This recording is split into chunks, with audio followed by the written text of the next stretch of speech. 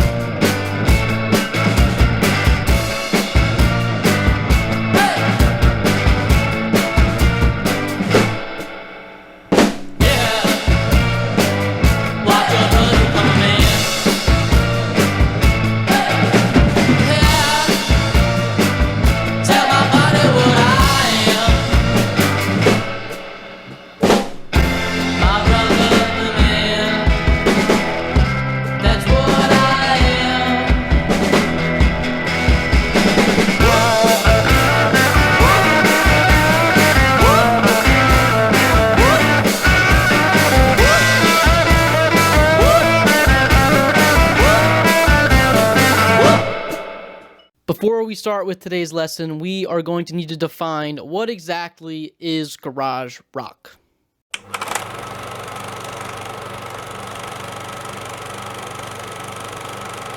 In the most traditional and classical sense, garage rock is a style of rock and roll that was developed in the early 1960s to mid-1960s that had an emphasis on the energy and the roughness of the music. This was usually comprised of a drummer, an electric bassist, an electric guitarist, a vocalist, and hopefully an electric organ player.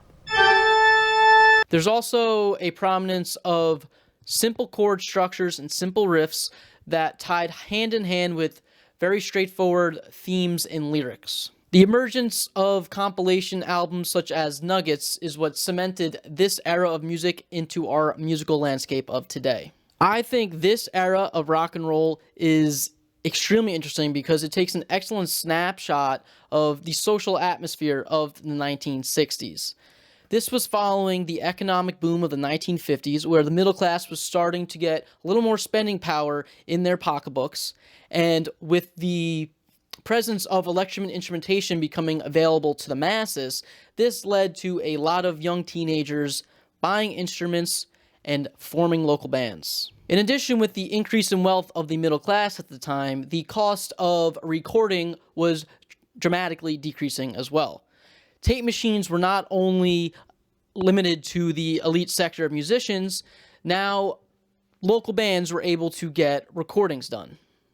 And this is really important because what these young kids lacked in musical technical ability, they made up with creativity, ingenuity, and all around just great energy. With this in mind, you're going to see a lot of experimentation come into play with this type of music. And especially towards the latter end of the 60s when the psychedelic era kind of kicked in, that's when this musical experimentation really shot off. And you're going to see a lot of this all over.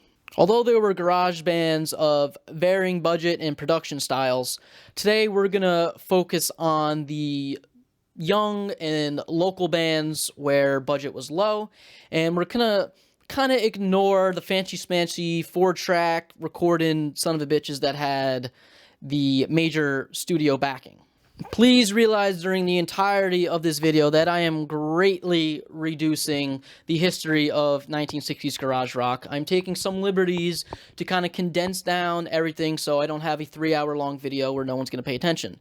I already know I'm going to get a bunch of emails telling me I wasn't there in the 1960s, I got everything wrong, I'm deceiving people, etc., etc. So I just want to preemptively say, if you want those finer details, go to your local library and do the research yourself, because that's not what this video is going to be about today. Furthermore, when I get into the recording setup today in this video, I want it to be clear that I'm not showing you exactly how they recorded guitar on March 4th, 1964 in Joe Schmo's garage studio, okay? The goal here is going to be a little more loose, and that's why I wanted to specifically define what garage rock is before we get into this video. My own definition of garage rock, I would define it as homebrewed music, usually recorded at home on cheaper and low-end equipment, and there's a certain energy of punk and good old rock and roll mixed together. Obviously, I'm stretching the definition here because we're not in the 1960s despite this shirt, and I was born 30 years after the fact. So I am not going to be able to show you exactly 1960s garage rock. Regardless of the intent of this video, I've had a few people ask me how I get my guitar tones, what exactly I'm using, types of microphones, preamps, etc., stuff like that.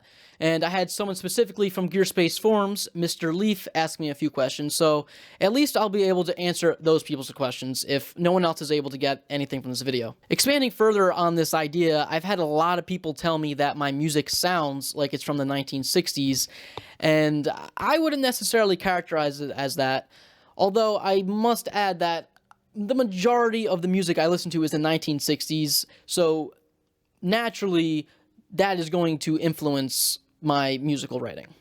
Okay, so let's get down to business here. Anytime you are trying to recreate a certain sound, you need to put yourself in the shoes of the people at that time. So if we're going to try to record 60s garage rock guitar, we need to put ourselves in the shoes of someone recording 1960s garage rock. First thing is first, we are going to need the correct attire. All right, there we go. The next thing we're going to do is pick out a guitar and amplifier. For a guitar, you're going to want something cheap with no frills. Something like a Stratocaster or a Gibson ES335, maybe a cheapo Silvertone you got laying around, something like that. The only electric guitar I own is a Telecaster, so that will do us just fine. For an amplifier, you're going to want something like a Fender with spring reverb. You'll see me use my twin reverb plenty in this video. Or something like a Vox AC series. I have my Epiphone Valve Jr. that's pretty similar to that. You could use a cheapo Silvertone head. Pretty much, we want something that's old and it's got tubes in it and we're going to crank it. That's all we really care about. There are some cases where you could get away with solid state amps. But we'll get into that later. For the effects that we'll be using on said guitar, we're going to limit ourselves to 3 separate things.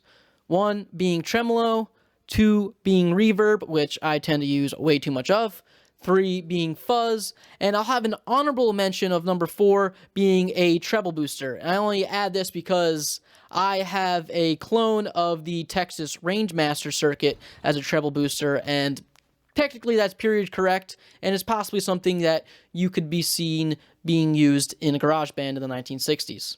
Another thing I want to mention that I'm probably going to get some pushback with is you're going to want to tune your guitar by ear.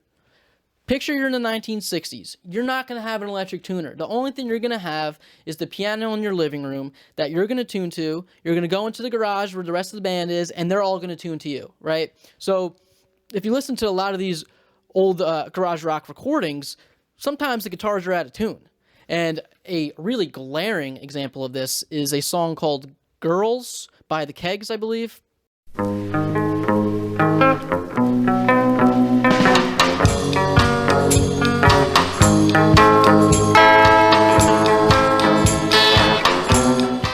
Okay, so now we put ourselves in the circumstance of a 1960s teenager in a garage rock band. Now we have to think like one. You're going to want to have the attitude of a 1960s teenager. You're going to have angst. You just had your first kiss, your first love, and your first breakup all in the same week, okay? You're going to have some energy there, something to say, some emotion that you need to get out of you, okay? And that is what you need to capture when you're writing and recording these guitar parts. Technical playing here is not a necessity, nor is it encouraged. The key here is for our riffs to be simple and catchy. Let's take a look at a few songs to better showcase what I mean by simple and catchy. The first song we're going to look at is by We the People, called My Brother the Man. I did a really short cover at the introduction of this video. So let's go over to guitar and look at the riff.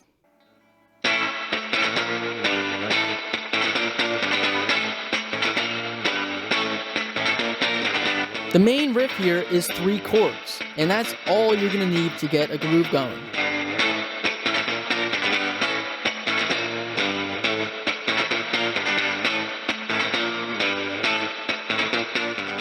Or how about, let's look at Have Love Will Travel by the Sonics.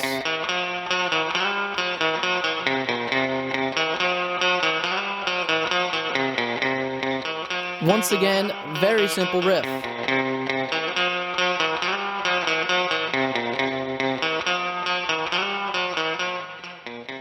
Another song by the 13th Floor Elevators, You're Gonna Miss Me, is a really good showcase of how you can use open chords in your riffs.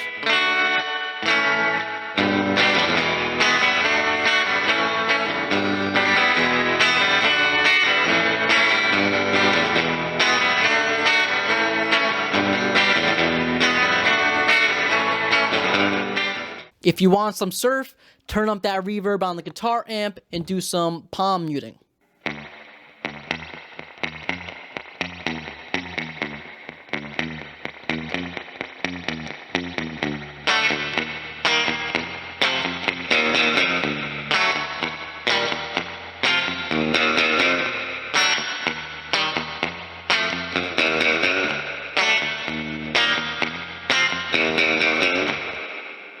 A good starting point is to stick with power chords or bar chords and just get a funky rhythm going that everyone can bop their head to.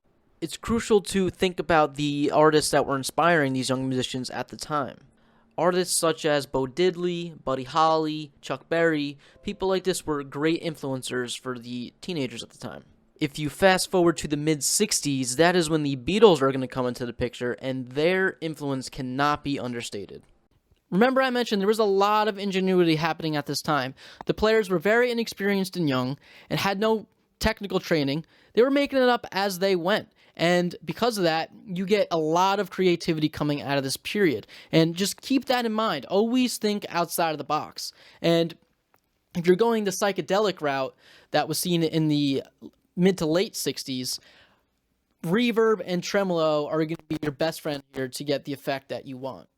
Okay, so we looked at the players aspect, the guitars and amps aspect. Let's look at it from the recording engineers aspect. First thing we have to remember here is that a lot of these bands were playing in environments with terrible acoustics. These local bands could have been playing in high school gymnasiums for prom. They could have been playing at the local swimming pool. If they were old enough, maybe they went to the local watering hole to get a few sips of liquor. All these places, including a garage, have terrible acoustics. Maybe you're going to want to replicate that because a lot of the music from this era was recorded in these live rooms with bad acoustics with one single microphone hanging from the ceiling, okay? So don't necessarily be deterred by your recording space. There's that famous story of the Sonics ripping out the acoustic treatment in the studio they were recording in to get that really live and bouncing sound. It's important to remember that in the recording studio, there were a lot of limitations in the 1960s for these local bands. At best, they probably had access to a 3-track tape recorder. They most likely had either a 2-track tape recorder or even just a 1-track tape recorder. Because of this recording limitations, bands were almost exclusively tracked live. And that live sound is also going to be a great source of energy and mojo, and it's going to get your mix where you want it to be. So if you have the ability to record a whole band live, do it. There's also going to be some cases where these bands stole the tape recorder from their local classroom, brought it home in their garage, and recorded everything live in one take with one crappy microphone attached to this tape recorder. I'm mentioning all this because you want to be very limited with your guitar tracking here. If possible, you want to be able to record the whole track in one take. You don't want to do any overdubs. You don't want to do punch-ins on the choruses and the verse. Try to do one solid take because I guarantee you your performance in the end will be better. In addition to the low fidelity of these recordings, that is a direct result of the lower budget of these local bands, you have to keep in mind, a lot of the times when you're listening to these tracks, you're listening to someone's computer rip of their old scratched up 45 record that's been played thousands of times, right? So the fidelity wasn't as bad as we're going to hear it on YouTube today. Let's talk about microphone and preamp selection. There's a solid chance that there is not going to be a close mic on your guitar amp, and this is especially true if you're not the lead guitar player. So let's just say you're in a live room setting and there's only one microphone picking up the whole band. To replicate this type of sound, you're going to want to back your microphone way off from your guitar amp. You're going to want to use something maybe like a ribbon mic or an omnidirectional mic. This way you could get a lot of room sound. And really, for this type of tone, you don't want to really focus sound on the guitar, and this is seen a lot on the early 1960s garage rock bands. So let's say you're lucky enough to have a close mic on your guitar amp. What type of microphone are you going to use? To start, cheap ones. Sometimes the cheaper the better. I guarantee if you go buy a cheap Radio Shack mic off eBay right now for $20, you are going to love the results. Other than that advice, your choices for microphone use on your guitar amp is really endless. You could use anything you want. Ribbon mics are perfect for this idea.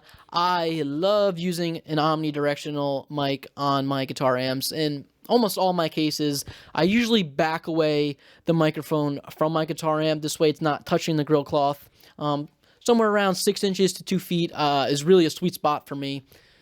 The important thing here is just try to think outside the box. Don't just stick an SM57 on the grill cloth like everyone does. Try to get creative, try to get something different, and just toy around in the recording studio until you find something that you like. Preamp choice here is really not going to be all that important. The only thing I will add is that if you are recording straight to a computer, I highly recommend some sort of analog piece of gear that will be between your microphone and your interface. Usually this is some sort of preamp. It's really going to help your 1960s tone here if you use a preamp that is tube-based, but you can easily get away with a solid-state device. The reason I mention this is because if you're looking for that 1960s garage rock sound, you're really going to want to push the limits to your equipment here. And with an interface with an analog to digital converter, that's just not going to be possible. When we push our analog gear to its absolute limit, we're going to start to get some harmonic distortion, and it is going to add some beautiful grit to our tracks. Along with grit, this is also going to give us some compression and, in some cases, some limiting depending on how hard you push the preamp. My absolute favorite is this Shure microphone mixer back here that technically isn't really supposed to be a preamp, but it works perfect for this purpose. Another one I use is this Bogan power amplifier back here that was originally intended to be used for church halls and gymnasiums and stuff like that, but it sounds so good when I really crank the levels. It is perfect for my purposes. When you start pushing these lower end consumer grade stuff, the guitar sound can start to turn a little thin, but that is the sound we want for 1960s garage rock. We don't want a super thick guitar sound because that wouldn't be 1960s garage rock. As far as compression goes on my guitar tracks, I often use very little and in some cases none at all, depending on how distorted the guitar sound is. The more distorted the guitar sound is, the less compression you're going to need because that distortion is naturally clipping the audio levels. A great starting point for some moderate compression, though, is something like a ratio of 3:1, maybe an attack speed of somewhere around 20 milliseconds, give or take, and a moderate to fast release time. But as always with compression, this is very subjective and very dependent on the song material that you will be recording.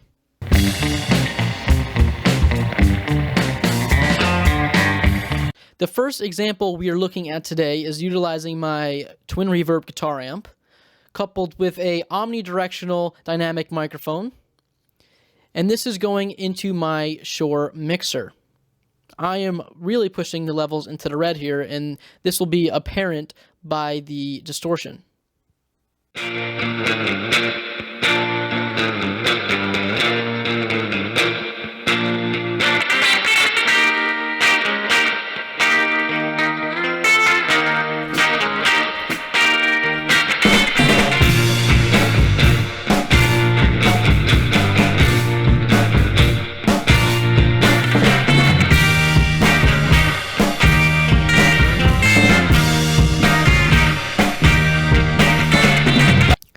Here is another example using that same exact setup.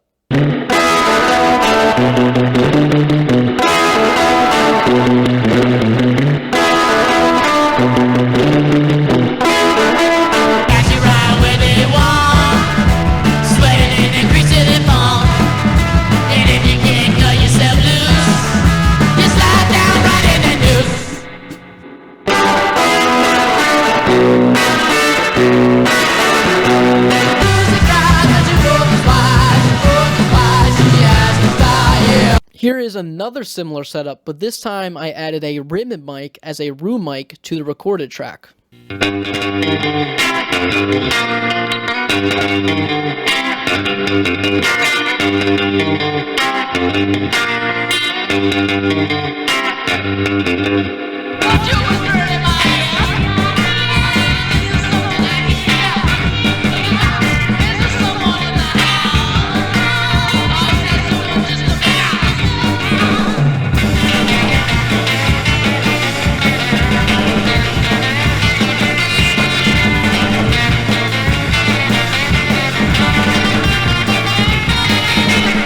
The next example is the same setup as the last.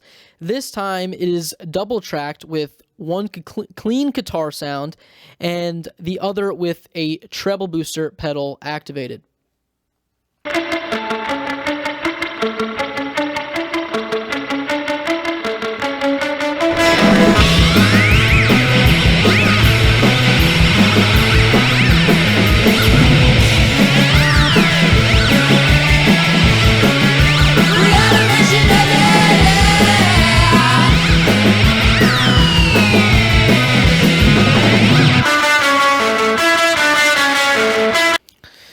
The next example has two guitar tracks layered on top of each other, one rhythm and one lead. In this case, I used a good old SM57 on my Twin.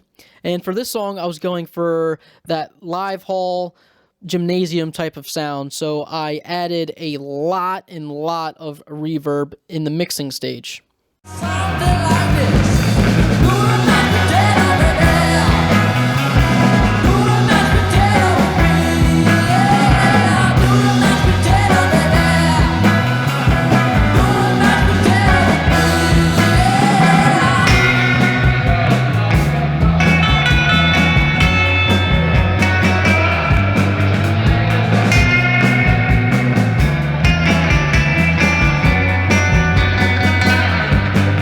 This next guitar track is a really good example of that live room sound I was talking about earlier. In this example, I use a ribbon mic that's really backed away from the guitar amp, and I'm feeding that microphone into a tube preamp. I also stuck a hypercardioid dynamic microphone up against the grill cloth of my Twin.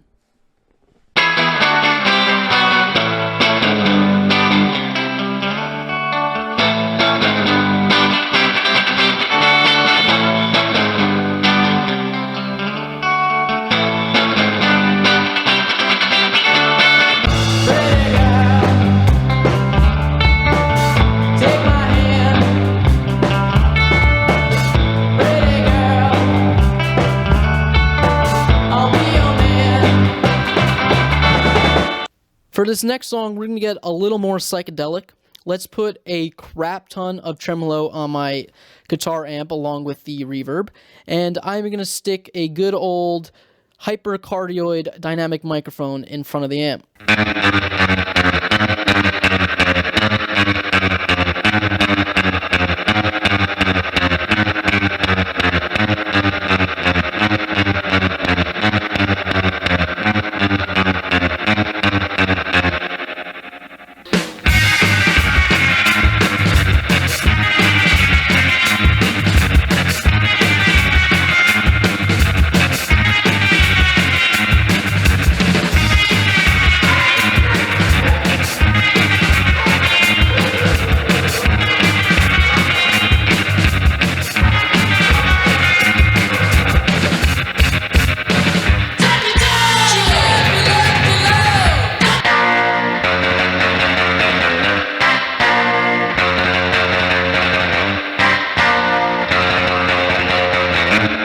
Okay, let's take a break from the Twin reverb because that's pretty much all these tracks. Let's go to my Valve Junior, and I'm going to send my guitar sound through a treble booster and into my Valve Junior.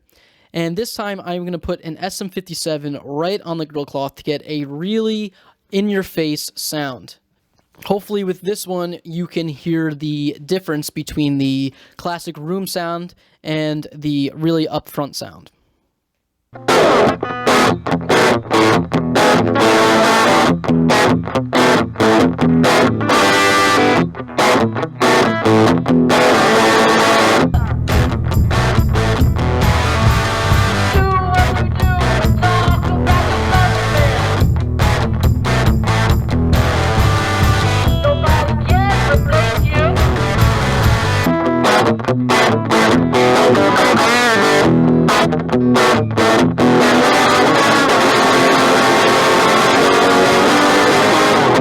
As I mentioned earlier in the video, you can use solid-state equipment for a guitar amplifier.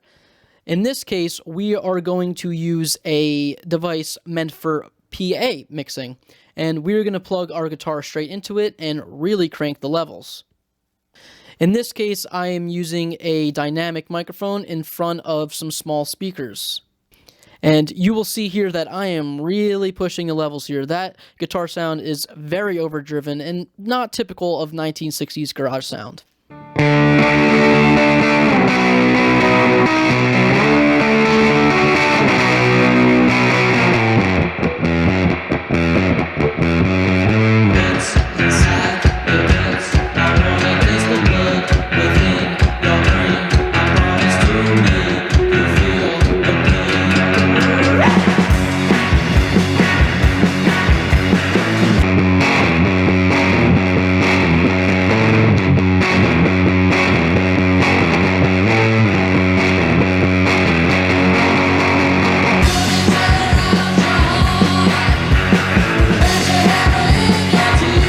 This next example, once again, is utilizing the same solid-state PA mixer. I am pushing the levels hard, not quite as hard. I am splitting the signal this time, though.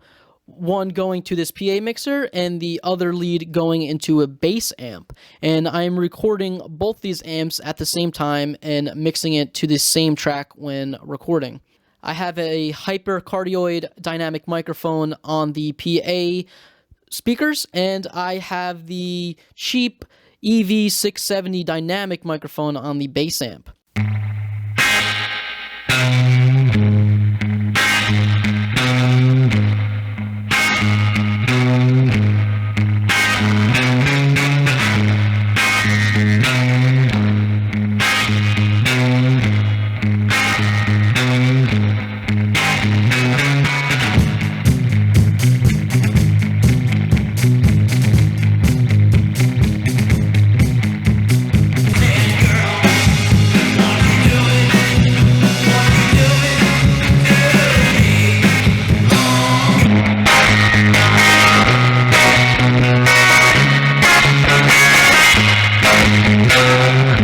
Here's going to be another example with me utilizing a signal splitter to utilize 2 amps. And instead of me using the PA mixer for this one, I am using my twin reverb amp coupled with the same bass amp. I have a dynamic microphone on the twin and a DI signal coming out of the bass amp.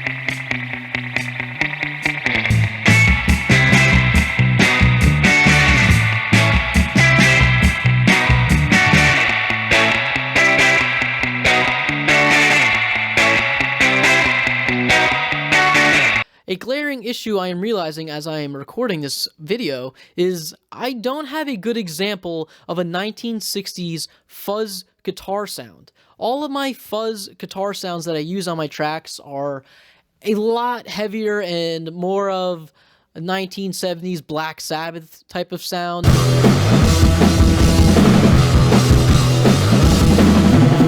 Rather than a 1960s garage rock sound, and for that reason, I'm not going to include those in this video.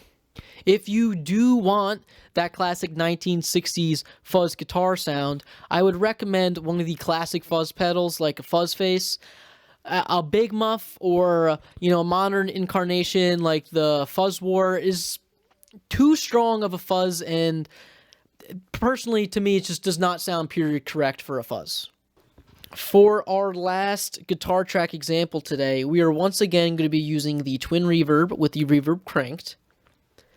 We will have a hypercardioid microphone right against the grill cloth to capture a very direct sound, and we're going to send this through a Bogan power amplifier.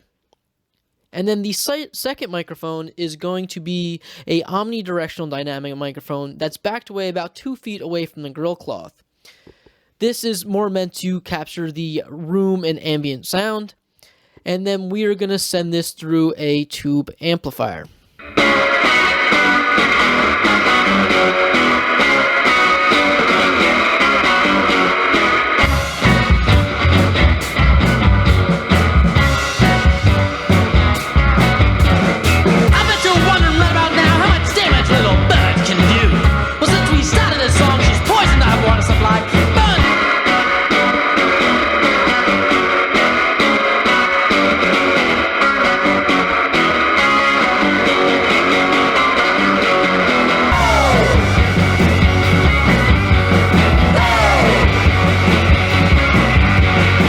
Okay, I just gave you a bunch of examples of guitar tracks that I put into my songs.